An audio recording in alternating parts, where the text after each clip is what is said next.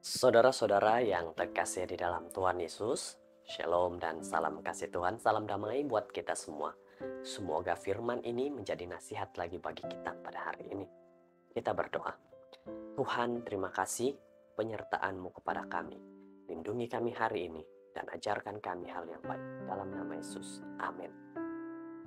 Saudara-saudara, hari ini firman Tuhan berjudul Dipenjarakan, Mei 18.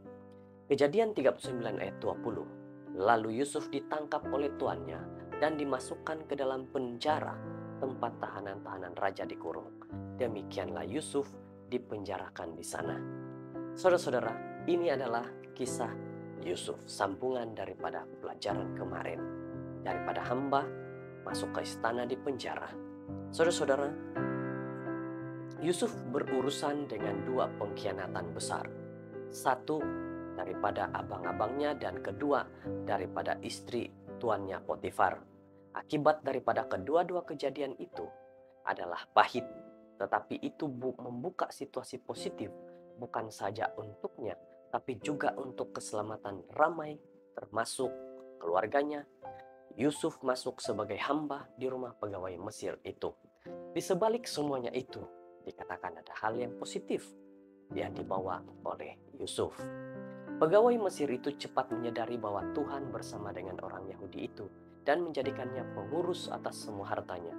Namun, istri pegawai Mesir itu terpikat dengan lelaki muda yang kacak itu dan coba untuk memikatnya. Yusuf enggan melakukannya, sesuatu yang salah terhadap Tuhan dan tuannya. Jadi istri Potifar membuat cerita untuk menuduh Yusuf coba memalukannya.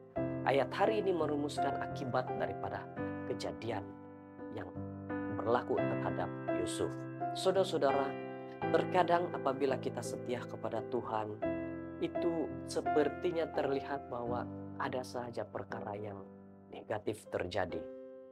Ada saja perkara-perkara buruk. Tetapi di sebalik kesetiaan kita, Tuhan menyediakan jalan yang baik buat kita.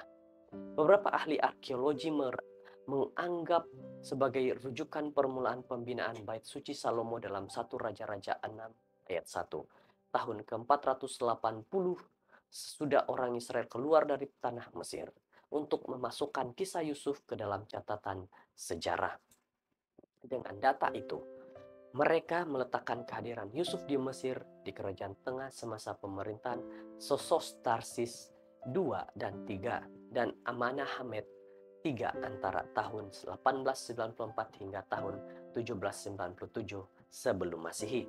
Sebaliknya terdapat orang lain yang menganggap kisah Yusuf sesuai dengan tempo pertengahan pertama antara tahun 1699 sehingga tahun 1589 sebelum Masehi, semasa penduduk Haiksos di wilayah Mesir. Ini adalah sejarah daripada yang ingin dinyatakan oleh para pengkaji. Papirus di Auvergne yang disimpan di Museum British dan ditulis beberapa abad selepas itu memasukkan kisah mitologi dua saudara Mesir yang mengingatkan kita tentang Yusuf dan Potifar. Hubungan Anpu dan Bata adalah seperti bapa dan anak. Anpu berkawin dengan seorang wanita cantik dan Bata, adiknya lelaki yang masih bujang, tinggal bersama mereka. Anpu sedang mengembara dan istrinya mengambil kesempatan dengan menggoda Bata. Ini adalah satu kisah lain lagi, tetapi hampir menyerupai. Walaupun istri Anpu coba bersungguh-sungguh menggoda, Bata menolak. Merasa ditolak, dia memutuskan untuk membalas dendam dengan memberitahu suaminya bahwa Bata mengganggunya semasa ketiadaannya. Anpu mengejar dan membunuh adik lelakinya. Tapi dia mengetahui kebenarannya, pulang ke rumah dan membunuh istrinya.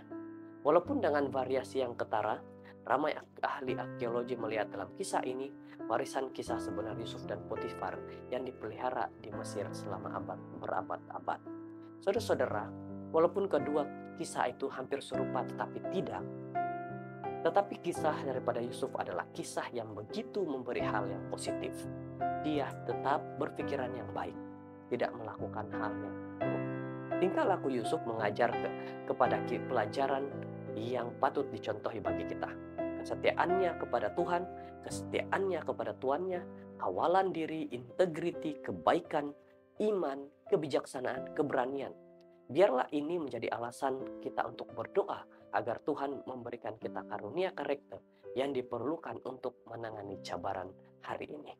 Semoga kita dengan firman Tuhan kali ini, walaupun kita berhadapan dengan perkara yang tidak baik, biarlah kita tetap setia kepada Tuhan dalam kehidupan kita apapun yang kita lakukan. Mari berdoa. Tuhan, terima kasih atas nasihat firman-Mu ini. Terima kasih atas pimpinan-Mu bagi kami. Berkati kami hari ini untuk setia dalam perkara kecil sekalipun. Di dalam nama Yesus. Amin.